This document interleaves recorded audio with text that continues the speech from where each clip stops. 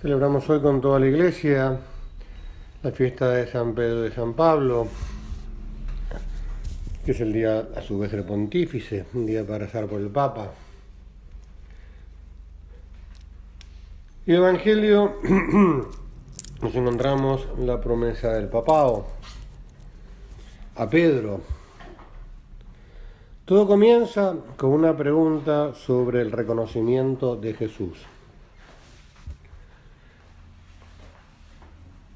Al llegar a la región de Cesarea de Filipo, Jesús preguntó a sus discípulos: ¿qué dice la gente sobre el Hijo del Hombre? ¿Quién dicen que es? Evidentemente, el comienzo de la vida pública de Jesús despierta muchas inquietudes. Ya toda la predicación de San Juan Bautista había, obviamente, despertado expectativas. Incluso había quienes pensaban que él era el Mesías. Entonces Jesús le pregunta a los apóstoles, en realidad como una pregunta escalonada, con repregunta, porque al Señor no le importa qué piensa la gente, es más, Él lo sabe, es Dios. Pero quiere ver cómo están sus apóstoles, quiere suscitar en ellos una respuesta personal, que ellos se lo planteen. ¿No? ¿Cuántas veces el hacer preguntas es, después del apostolado, no para conseguir respuestas, no por curiosidad, sino para hacer una pregunta hacer que una persona se plantee algo que ya no se plantea? Y lo respondieron unos que Juan Bautista, otros Elías, otros Jeremías o algunos de los profetas. Claramente la gente les preguntaba a ellos, les decían cosas. Pero Jesús pasa rápidamente al tema que le interesa. Que ellos se planteen personalmente quién es Jesús. No puedo decir quién es Jesús para mí. Para mí no en plan subjetivo, sino qué he descubierto yo de Jesús, podríamos decir. ¿Qué sé yo de Él?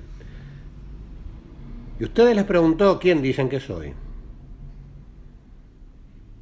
Ya llevan un tiempo con Jesús. Ellos son los que mejor pueden decir quién es. ¿Por qué? Porque han escuchado toda su predicación. Han visto milagros. Conocen su intimidad. Lo han visto rezar. Lo ven en todas las circunstancias de su vida. Lo ven cansado, con hambre, de mañana, de tarde. Lo han visto reaccionar espontáneamente. El Señor les ha abierto su corazón. Les ha mostrado su cariño. Les ha hablado del Padre. Es cierto que no les ha dado clases de teología. Cristología. A ver, el Mesías, no sé. A ver, ¿qué se han enterado? ¿A dónde les ha llegado esa convivencia con Jesús? Está bueno el preguntárnoslo, porque a nosotros también nos lo preguntan. Nosotros tenemos que preguntar: Jesús, ¿quién sos para mí? Claro, si somos seguidores de Cristo, hemos de vivir centrados en Jesús. Está bueno que una y otra vez nos preguntemos y nos repreguntemos, precisamente para llegar más a fondo de tu persona, Jesús, para conocerte mejor. Pedro, asumiendo la respuesta en nombre de todos, se lanza. Tomando la palabra, Simón Pedro respondió: tú eres el Mesías, el Hijo de Dios vivo. Difícil quizás hacer un resumen mejor de quién es Jesús. El Mesías para un judío era una respuesta ya, el ungido, el esperado, aquel en quien serían bendecidas todas las naciones. Pero no un Mesías cualquiera, porque el Mesías había como distintas expectativas, como podía, y nadie esperaba lo que Pedro responde: el Hijo de Dios vivo. ¡Qué acto de fe! Y de hecho Jesús elogia fuertemente la fe de Pedro. Feliz de ti, Simón, hijo de Jonás. ¿Pero por qué feliz? Porque esto no te lo ha revelado ni la carne ni la sangre. No es que sos tan vivo, Pedro, tan inteligente, tan sagaz, que sabes tanta, conoces tan bien la escritura, sino mi Padre que está en el cielo. Pero feliz de ti, porque el acto de fe, claro, la fe viene de Dios, pero es una respuesta libre del hombre. Feliz de ti, Simón. Porque no es algo que surja de vos, no es lo que vos sentís, no es lo que vos pensás así espontáneamente, sino mi Padre que está en el cielo. Y vos lo has asumido como tuyo. Y vos lo has creído. Y entonces el Señor aprovecha para darle la promesa del primado. Para anunciarle que Él será la cabeza de su iglesia.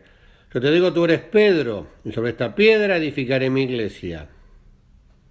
Tú eres Pedro, una piedra que es roca, pero no por sí mismo, sino porque, feliz de ti, Simón, porque mi Padre que está en el cielo te lo ha revelado. Mi Padre que está en el cielo hará que seas una roca, sin vos por sí mismo ser roca. Y sobre esta piedra edificaré mi iglesia, y el poder de la muerte no prevalecerá contra ella. Será indefectible, durará hasta el fin de los tiempos. Pase lo que pase, pasará por distintas vicisitudes a lo largo de la historia. Pero la muerte no prevalecerá contra ella. Nadie podrá destruirla. Yo te daré las llaves del reino de los cielos. Serás mi vicario en la tierra, serás quien me represente. Todo lo que haces en la tierra quedará atado en el cielo. Y todo lo que desates en la tierra quedará desatado en el cielo. Bueno, aquí comienza una nueva vida para Pedro, a partir de ese acto de fe. Evidentemente, haberlo seguido a Jesús había sido un acto de fe. Cuando lo siguen, cuando su hermano Andrés le dice, hemos encontrado al Mesías, y lo lleva. Pero a partir de este acto de fe más explícito, más a fondo, comienza para Pedro una vida nueva.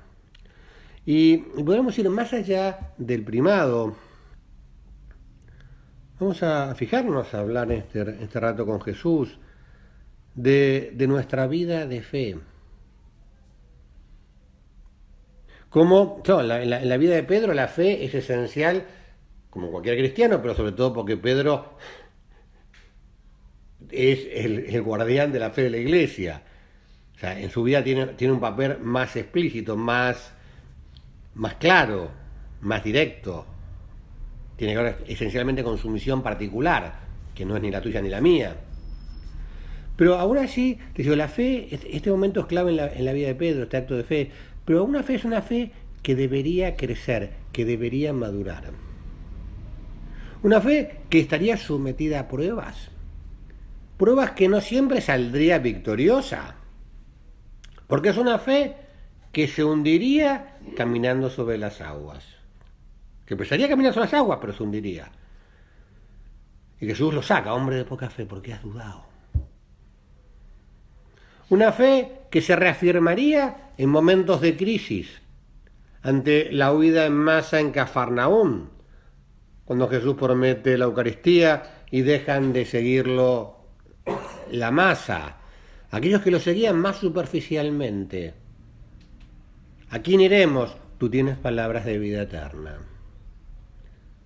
Jesús, mi fe en vos es más profunda que las crisis temporales, que los malos momentos de tus seguidores,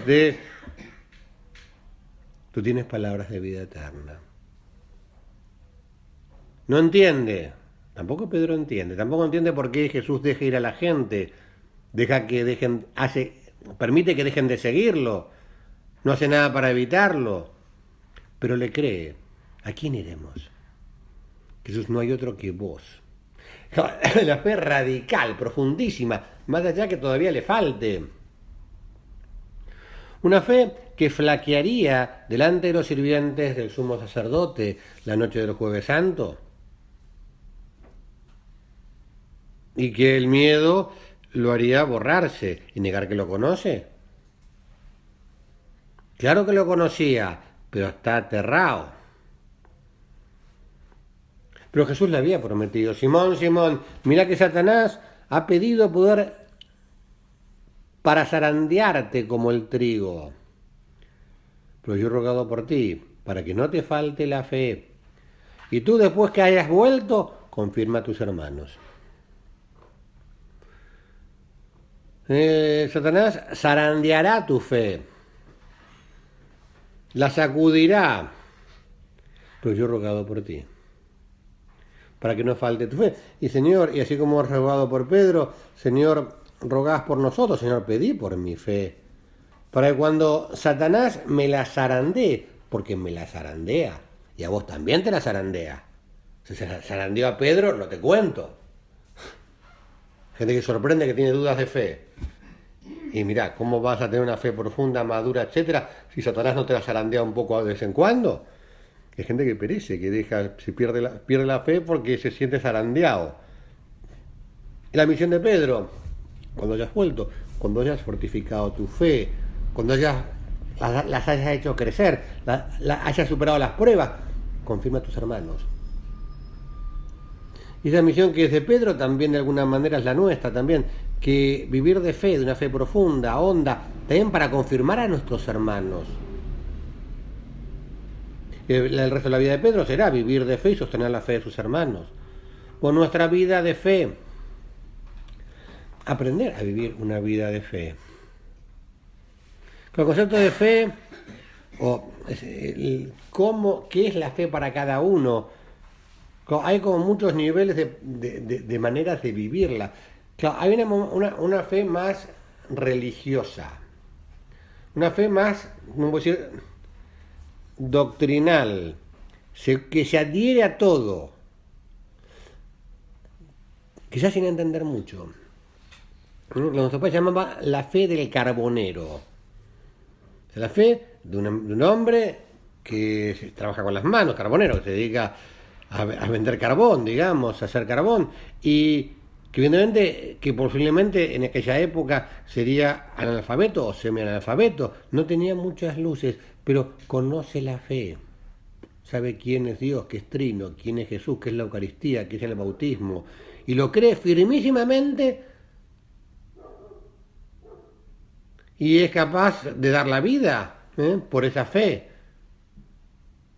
Una fe religiosa, es su fe, su religión es su vida, es su identidad. Pero está a nivel de identidad. Tampoco es una fe teórica, racional, de estudio, ilustrada. No, sabe todo. Conoce, se leyó 5 veces la Suma Teológica, sabe de memoria la Biblia, el Vaticano II, leyó hasta el último decreto del Vaticano II. No, sino una fe, sobre todo, que se hace vida, que llena la vida, que ilumina la vida, que se ve en la vida. Una fe que se respira, una fe que reacciona ante todo, que conecta. Me ocurría que así como en la oración a San José María pedimos convertir todos los momentos y circunstancias de mi vida en ocasión de amarte, parafraseando la expresión podríamos decir y podríamos pedir, y te pedimos, Señor, convertir todos los momentos y circunstancias de mi vida en ocasión de creerte, de creer en vos, de reconocerte ahí, de mirar todas las cosas de mi vida integradas en la fe,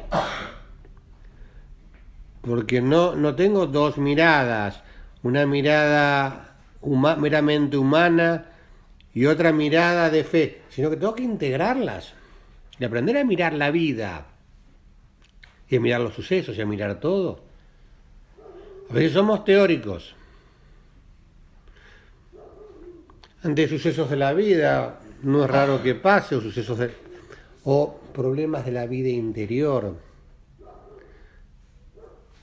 No es raro que una persona cuando le hables de la cruz o le hablas de visión sobrenatural por algo, de obediencia, de algo que le cuesta, que no quiere. Digamos, pues eso es la teoría. Sí, no es la teoría. La gravedad no es la teoría. Si yo suelto la piedra se cae. No es teoría. Es la realidad que es así. Si yo me corto una vena, sale sangre. No, eso es la teoría. No, si no te la cortes, es lo que. No es una teoría. Claro. Es que, Señor, que para nosotros la fe no sea una teoría. Una teoría maravillosa, lindísima, para momentos de bonanza, momentos de no sé, pero que después queda en la teoría. En la práctica ya no. Claro, qué maravillosa la unidad de vida, qué maravillosa cuando la gente es a fondo y lo tiene. A veces precisamente el dolor es una ocasión para que la gente o desconecte o se conecte a full. Estos días, un chico que conozco que está en Frente Joven, fueron a verlo de Frente Joven a Esteban Bullrich. ¿Te impresiona este hombre que tiene una enfermedad progresiva, terrible, y que está dedicado a la unidad del país y a, decís, asombroso y en serio, no en plan demagógico ni en plan, no, pues el tipo está muriendo, digamos.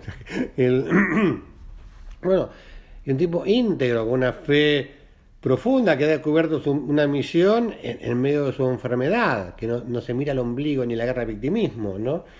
Bueno, visión sobrenatural ante todo, de todo, para todo. No mires nada sin fe. ¿Recordarás a qué punto de camino en que San José María dice, si te levantas de la mesa sin haber hecho una pequeña mortificación, has comido como un pagano? ¿Qué quiere decir? Que como que la mortificación, como el vivir con el Señor, tiene que estar metido en todo, hasta en la comida más. Bueno, entonces se me ocurre que lo podemos aplicar a esto. ¿Cuántas veces el Señor podría decirnos, che, fulanita, has razonado como una pagana? O en esto has pensado como un pagano. O sea, el típico de la farándula no diría algo distinto de lo que dijiste. Has reaccionado como un pagano. Has sentido como un pagano. Has hablado como un pagano. Bueno, claro, vivir de fe. Necesidad básica. Hemos de pedir más fe y, entre comillas, usar la que tenemos. Porque, pues de una manera, si no usamos la que tenemos, Dios no nos dará más. Si una persona tuviera plata, pero no la usara, no tiene sentido que le esté pidiendo a los demás, che, me prestás plata para no sé qué, que usa la tuya. Bueno, usar la fe que tenemos, sentirnos también necesitados de fe. Señor, necesito más fe. Experimentar el hambre de fe, buscarla en el Señor. Que nuestro Padre en Amigos de Dios soñaba en cierta ocasión un conocido mío. Expresión que a veces que usa aquí nuestro Padre para hablar de sí mismo. Soñaba en cierta ocasión un conocido mío. Nunca le acabo de conocer bien. De una pista de que es él. Que volaba en un avión a mucha altura, pero no dentro, en la cabina. Iba montado sobre las alas. Pobre desgraciado, cómo padecía y se angustiaba. Claro, iba agarrado a la turbina, yo qué sé, o agarraba lo que sea, no sé. Con miedo de caerse. Parecía que el Señor le daba a entender que así van, inseguras, con zozobras, por las alturas de Dios, las almas apostólicas que carecen de vida interior la descuidan, con el peligro constante de venirse abajo, sufriendo inciertas. Tu Padre lo refiere a la vida interior, el peligro de una vida apostólica sin vida interior, sin oración, sin. Pero me parece que es totalmente aplicable a la vida de fe. Insegura, claro. Una fe que no conecta con la realidad de todos los días. Que no conecta con lo que me pasa, con este miedo que tengo, con esto que me indigna, con esto que me da miedo, con esto que me hace sufrir. Claro, en vez de aplica a vivir con la vida con poca fe, sin dejar que la fe impregne la mirada, la determine. Y podemos seguir el párrafo pensando en esta perspectiva, y pienso efectivamente que corren un serio peligro de descaminarse aquellos que se lanzan a la acción, al activismo, y prescinden de la oración, del sacrificio, de los medios indispensables para conseguir una sólida piedad. O sea, se puede luchar por la santidad, pero sin Dios, sin mucha fe. O sea, con una fe superficial.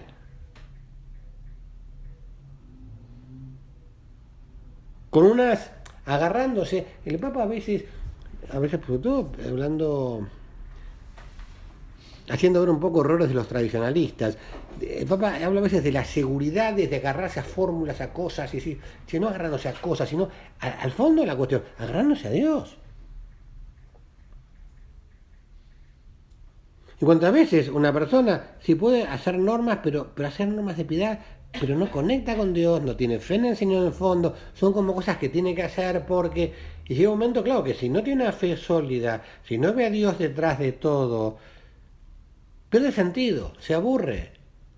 Le parece que, nada, que esto me entusiasmaba antes, pero ahora ya no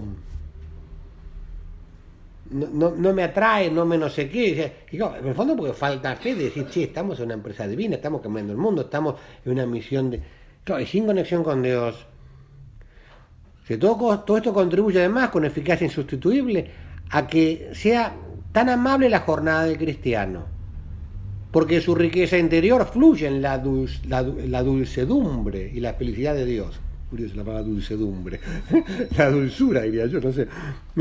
Como la miel de panal.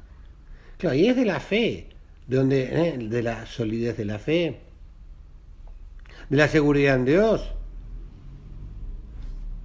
en la personal intimidad, en la conducta externa, en el trato con los demás, en el trabajo, cada uno de procurar mantenerse en una continua presencia de Dios, en una continua conversación, un diálogo que no se manifiesta hacia afuera. Claro, es vida contemplativa, y parte de la vida contemplativa es vida de fe, es visión sobrenatural, visión de fe.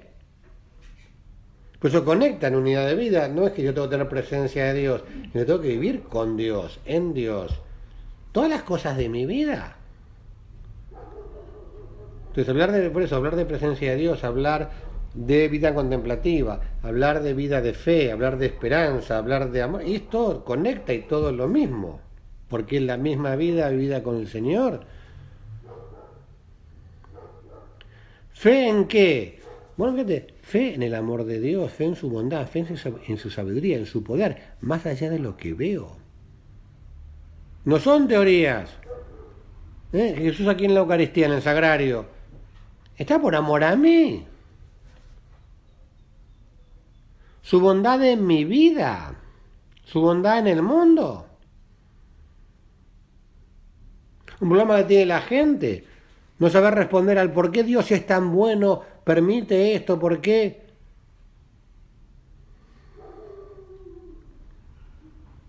Y no entiende que, claro, que evidentemente cuál es la lógica de Dios y cuál es... Bueno, y en el fondo es vivir de fe. Un poder infinito de Dios. Claro, y la gente piensa que si Dios fuera omnipotente y bueno, entonces tendría yo que estar sobrado de plata, tendría que no enfermarse nunca nadie de las personas que yo quiero, tendría que ganar el partido político que yo quiero en las elecciones, tendría que no haber inflación porque yo le pido a Dios y ya no hay inflación, tendría que... ¿no será que la omnipotencia de Dios es distinta? Porque la verdadera omnipotencia es la de Dios, no la imaginaria de pensar cómo a mí me gustaría que fuera. Es la omnipotencia de un ser que es amor, tiene su lógica propia. Y no es menos omnipotente Dios por hacer las cosas distintas a la manera que yo las haría. ¿Mm? Si yo fuera Dios, no permitiría que la iglesia estuviera en crisis. Sí, pero por suerte vos no sos Dios. Dios no, porque Dios es bastante más grande, por suerte, ni yo. Tenemos un peligro. El famoso cuento de Menapache, de los anteojos de Dios. El tipo que va al cielo, está el despacho de Dios vacío. Todo el tipo se encuentra los anteojos de Dios arriba del escritorio de Dios, entonces se los pone. ¡Wow! Y empieza a ver el mundo y ve todo. Y ve al usurero explotando a una viejita y ve todo. Y entonces, indignado cuando ve eso, agarra el banquito de Dios y se lo tira. Y le dan la cabeza al tipo, bueno. La cuestión es que llega Dios a su despacho, se lo encuentra. ¿Qué haces acá? El tipo muerto de vergüenza con los anteojos de Dios, dice, bueno, no sabe. ¿Y dónde está mi banquito?, pregunta Dios. Claro, entonces el hombre le cuenta, y Dios dice, no, claro, el problema es que no podés usar mis anteojos si no tenés mi corazón. Claro, que la fe es mirar los ojos con los ojos de Dios y con el corazón de Dios. ¿Eh? Bueno, fe en que la oración es nuestra arma. Bueno, y por eso rezar. ¿Cuándo tiene que ver la oración de petición con la fe? Señor, ¿cuántas cosas que no te pido? O porque no me acabo de creer que pueden salir, o porque me cansa pedirte, o porque pedí y me cansé, yo qué sé. Pero bueno, porque me falta una fe más sólida, más profunda. Fe en que en la iglesia real que peregrina vive en la tierra. No solo fe en la iglesia celestial, la de los santos, la de los mártires, la de los confesores, la de las vírgenes, sino fe en la iglesia real, en el Papa real, en la fe en la obra, en el Padre. Pero pasar de la fe general a la fe particular, de la fe en la vida eterna a la fe en mi existencia real aquí y ahora. Pero creo en Dios Padre, y creo que Dios Padre camina hoy conmigo. Espero en el cielo, y espero que moverá el corazón de la persona que tengo delante. Espero en su misericordia en el juicio, pero también ahora, en este examen de conciencia que estoy haciendo, al darme cuenta de esto que hago mal y que me humilla. Creo que la redención está hecha y creo que cuenta conmigo, siendo como soy. Sabiendo que Dios escribe con la pata de una mesa. También cuando la pata de la mesa soy yo. San Bernardo señala un curioso contraste. Me escribe: a veces nuestra fe se manifiesta tan vacilante con respecto a las cosas presentes, mientras parece que la tenemos firmísima respecto a las futuras. ¿Qué género de incredulidad es este? Mejor dicho, ¿cabe que se dé mayor locura? Como si se pudiera engañar la sabiduría increada o engañarnos la verdad eterna. Como si la caridad infinita no quisiera darnos lo ofrecido o la omnipotencia no pudiera otorgarnos lo prometido. Y uno cree que, no sé, por ejemplo, que San Esteban, el primer mártir, que barro el martirio, cómo entregó su vida, murió. Y apedreado y murió además perdonando a los que los apedreaban. Qué maravilla, y uno cree realmente que es un hecho heroico y que es admirable y que es una maravilla. Y después cuando a mí me tiran un papelito, ¿cómo? ¿Qué pasa acá? ¿Cómo puede ser que pisé una baldosa floja? No sé. Aunque tengo que creer, por eso, actualizar la fe. Salir a veces del piloto automático. Explicitar la fe, como San José María hace actos explícitos ante la Eucaristía. Señor, creo firmemente que estás aquí, con tu cuerpo, con tu sangre, con tu alma y con tu divinidad. Es como que delante del Señor necesitaba explicitar su fe, para no acostumbrarse, para tomar conciencia de lo que creía. Yo creo que estás a mi lado, creo que sos mi Padre. Los milagros de la vida de San José María, imponentes, extraordinarios, pero Dios no le ahorró sufrimiento. Así como Juan Pablo II lo definió como el santo del ordinario, podríamos definirlo el santo de los milagros ordinarios, escondidos. Qué impresionante cuando Jesús le dice a Jairo, claro, Jairo, están yendo a casa de Jairo para, entre comillas, curar a su hija. Y llegan unos enviados que vienen de la casa y le traen la mala noticia. Jairo, tu hija ha muerto. No molestes ya al maestro. Ya no hay nada que hacer. Vamos al entierro, vamos al velorio. Y Jesús le dice solamente 3 palabras. Basta que creas.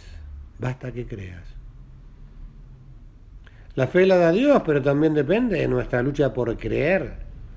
Por hacer fuerza cuando los sentimientos van para otro lado. Así como Jairo tenía el corazón partido. Bueno, lo mismo la fe pasa por pruebas, pasa por lo mismo que Abraham, que Pablo, que Pedro. Y es una decisión en esos momentos de decidir creer. Elijo creer. No solo acá en el Mundial de Qatar, que eso es más de ánimo, es más una cosa, sino elijo creer de verdad. Elijo creer sin pero. Yo creo, pero... Sara se ríe cuando escucha desde la carpa que le anuncian a Abraham que va a tener un hijo. Lo toma en broma, lo asume como un chiste. Ya se cansó de esperar el cumplimiento de la promesa. Y aquellos personajes en los que la tradición siempre ha visto la Trinidad, dicen, no te rías. Ella lo esconde, dice, no me reí. Dice, sí, te reíste, te faltó fe, Sara. Bueno, Señor, aumentanos la fe. Bendita tú que has creído, Madre mía. Benditos nosotros que queremos creer como ella, que queremos vivir de fe. Señor, que sepamos detectar todos los momentos en que miramos sin fe, en que pensamos sin fe, en que reaccionamos sin fe, en que nos frustramos sin fe, en que nos desanimamos por falta de fe. Señor, llenarnos de fe y ayudarnos también en esta, ayudar al Papa, obviamente, pero también a todos nosotros, también nosotros confirmemos la fe de nuestros hermanos.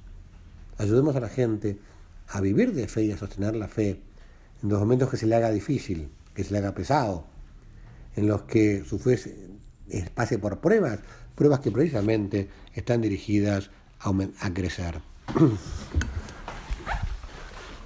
Gracias, Dios mío, por los buenos propósitos, afectos, inspiraciones que me has comunicado en esta meditación. Te pido ayuda para ponerlos por obra, Madre mía Inmaculada. San José mi Padre y Señor, Ángel de mi guarda, intercedan por mí.